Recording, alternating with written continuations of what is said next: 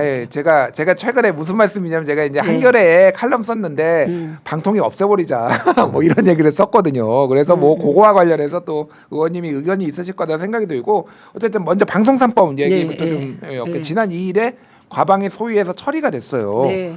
그럼 이제 어떻게 앞으로 일정이 진행되는 건가요? 저희 의원님? 지금 일정으로는 7월 10일, 7월 7일, 7월 10일 뭐 어쨌든 그 언저리에 과방위 전체 회의가 통과될 것 같습니다. 아. 네, 근데 보통 이제 이 일정을 잡을 때 저희가 야당이었던 시절에 후다닥 하던 게 다 우리가 버릇이 됐어요. 그래서 본회의를 잡고 법사위를 잡고 거기에 따라 소위 갈등 상임위의 법안을 처리하는 거예요. 예. 네, 그러면 그 내용에 대한 갈등이 적을 수 있잖아요. 그러니까 이건 어떻게 얘기하면 갈등이 적다는 말은 토론할 기회를 적게 갖는 거죠. 국힘이 욕할 시간을 덜 주자 뭐 이런 취지도 있었던 거예요. 예. 그래서 그 맞춰서 하는데 제가 어제는 원내 지도부께 말씀드렸어요. 그냥 과방위는 처리를 하고 그리고 그 법사위 숙려 기간이 5일인데 보통 그거를 뭐 긴급 법안 그래갖고 다 생략을 하거든요. 근데 그게 좋은 건 아니잖아요. 어쩔 수 없이 하는 거지. 그래서 우리는 그냥 과방위 전체회의 통과시키겠다.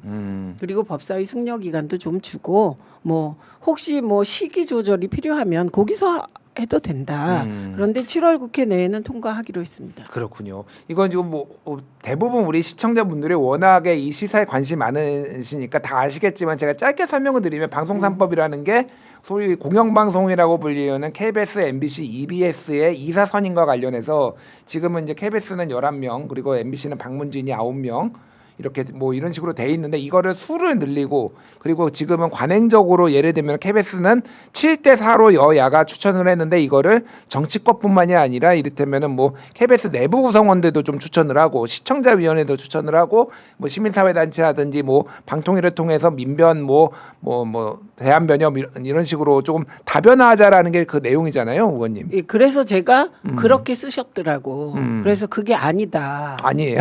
시민사 지금 계속 저쪽에서 문제 삼는 게 노조하고 시민사회예요. 그거 저희 아예 배제했다. 예전부터 그거는 사실은 그런 논의들이 있기는 했었어요. 그러니까 21대 법안에는 그 시민사회 뭐 그다음 PD 연합회 다 들어 있습니다. 맞아요. 근데 저희는 이 법안을 추진하면서 최대 고민이 대표성을 누가 갖냐예요. 대표성. 네, 국회는 사실 국민에게 공영방송을 돌려준다. 그러면 국회가 하는 건 당연한 거죠. 왜냐하면 제가 그냥 국회의원 된 게 아니라 국민이 선출했으니까. 그렇죠. 여러 지역에서 여러 사람들이 다 선출해서 모여 있는 게 국회니까 대표성이 있죠. 그렇죠. 그리고 저는 지역민들을 늘 신경 쓰니까. 그런데 문제는 정권으로부터의 독립이 핵심인 거고 그다음에 정파로부터의 독립이 지금 우리 시대의 과제라고 하니 그럼 국회가 추천하는 숫자는 우리가 할 수 있는 최소한의 폭으로 줄인다. 그리고 나머지를 어디 주느냐가 문제잖아요. 그러니까 요 이사 구성까지는 국민에게 돌려주는 게 아니라는 말씀을 드리려고요. 이거는 방송인에게 돌려주거나 뭐 그런 거잖아요. 예를 들면 21대 법안은 저는 그냥 99% 방송인에게 돌려주는 거예요. 그런데 왜 공영방송을 방송인에게 돌려줍니까? 국민에게 돌려줘야지. 그래서 21대와 22대의 인식의 차이가 가장 큰 것은 그때는 공영방송 이사를 다양화한 추천 단위가 문제였다면 저희는 그거는 그냥 징검다리다. 사장추천위원회가 핵심이다. 그래서 KBS의 경우 이제 이사회가 구성되면 100명 이상의 국민이 참여하는 사장추천위원회를 의무적으로 두게 했고요. 그리고 100명 이상이요? 100명 이상이어야 돼요. 그러니까 200명 해도 돼요. 그리고 그 사장추천위원회는 여론조사 표본 추출 방식으로 표본을 추출해서 연령, 그다음에 지역, 그다음에 성별 이런 거 다 맞추어서 100명 이상을 해라. 그리고 반드시 후보자들은 이들 앞에서 자기 계획을 얘기하고 면접하고 그다음에 민주적 방식 사장추천위원회가 토론을 거쳐서 투표해서 결정해라 이렇게 해놨어요. 일종의 국민 면접이네요. 그래서 이게 국민에게 돌려주는 핵심입니다. 사장 추천권을. 그렇군요. 그러니까 이게 정권만 바뀌면은 사실은 공영방송은 일종의 이제 전리품처럼 생각을 해서 특히 윤석열 정부 때는 너무 심했잖아요. 그 이사를 다 갈아치우려고 하고 이진석 방통위원장 7월 20 며칠이었죠. 오자마자 바로 KBS하고 MBC 뭐 이사들 하다가 이제 탄핵되고 막 이런 게 있었는데 그런 것들이 좀 줄어드는 건가요? 그럼 이게 통과가 줄어드는 게 아니고 사장추천위원회 결과로 사장이 완전히 컨셉이 다른 분이 된 경우가 MBC 안영준 사장이 사장입니다. 그랬죠. 예. 왜냐하면 100명 이상으로 하고 1인 2표제를 하니까 예를 들면 조직적인 무슨 뭐 조직적으로 뭐 이 사람을 해야 된다는 홍보나 그런 게 안 통한 거예요. 그때 박성재 사장이 재선에 출마를 했었는데 그때 굉장히 100% 된다 그랬죠. 의외의 결과가 나왔다 그런 평가가 있었어요. 그래서 이렇게 그 절차를 밟으면 100명 이상이 토론해서 투표하면 완전히 그 자리에서 결과가 판가름 나. 그러니까 과거에 제가 이제 A를 몰라요. 그런 사람들만 대충 모이는 거죠. 예. 의원님은 좀 어떻게 보세요? 지금 이렇게 진행되고 있는 뭐 공영방송 관련해서 지금 이거는 뭐 야당에서는 또 이게 민주당의 방송장악 음모다 뭐 이런 식으로 좀 많이 주장을 하고 있어요. 어떻게 보세요? 이 지금 아니 저는 뭐 최민희 의원님이 전문가고 저는 그 분야에는 전문성이 좀 떨어져서 말을 아껴야 될 것 같고 기본적으로 글쎄요 저는 이게 방송의 환경이 지금 급속하게 변하고 있잖아요. 그렇죠. 옛날에는 KBS 9시 뉴스에 나오면 그거로 끝이에요, 사실. 그냥 그거로 끝이야. 한 번에 인지도도 올라가고 거기서 어떤 방향으로 보도를 하느냐에 따라서 여론도 사실 움직이고 이랬었는데 그때는 뭐 KBS 9시 뉴스 같은 경우에 시청률이 어마어마하게 높았죠. 30%. 네. 지금은 안 그렇잖아요. 전설의 30%다. 지금은 그런 환경이 아니잖아요. 그러니까 공영방송의 공정성 확보, 객관성 확보를 위해서 제도 개혁은 중요한데 저는 사실은 이 방송 환경도 그 워낙 빨리 바뀌고 있어서 그냥 전문가들이 알아서 하시라. 제가 보기엔 지금은 유튜브가 대세인 것 같고 이게 또 언제 또 바뀔지 모르겠어요. 사실은. 그래서 옛날 같은 그런 영향력 파워는 조금 계속 줄어들고 있는 상황 아닌가 싶어요. 그건 맞습니다. 그런데 사실 유튜브에서 방송하는 그 내용 우리가 말하는 그 콘텐츠를 보면 되게 그 방송에서 보도한 것들을 재해석하는 경우가 많아요. 그렇기 때문에 맞아요. 그 공영방송이나 기존 레거시 미디어가 갖고 있는 엄청난 인프라에서 오는 기본 자료 정보 제공이라든가 무시할 수 없는 그리고 꼭 필요한 부분이 있고요. 그다음에 사장추천위원회는 그럼 한 명을 추천하냐 아니에요. 3명 이하의 복수 후보입니다. 예. 그러면 대개 뭐 MBC 사장을 아무나 하지는 않아요. 왜냐하면 경영계획서 짤 수 있는 사람이 MBC의 경영계획서를 짤 만큼 MBC에 애정이 있는 사람이 많지 않아요. 그래서 어느 정도 정선된 사람들이 응모하는 거고 그게 뭐 정파와 상관없이 그리고 그중에 3명 이하의 복수 후보니까 최하 3명이거나 2명을 이사회에 추천하면 이제 이사회에서 사장을 선출하게 되는데 요건 또 다 달라요. KBS는 대통령이 임명권을 갖고 있어요. 이사와 사장을. 그다음에 방문진은 그냥 방문진 이사는 방통위가 가지고 있고 그다음에 사장은 방문진에서 그냥 선출하고 주총에서 추인합니다.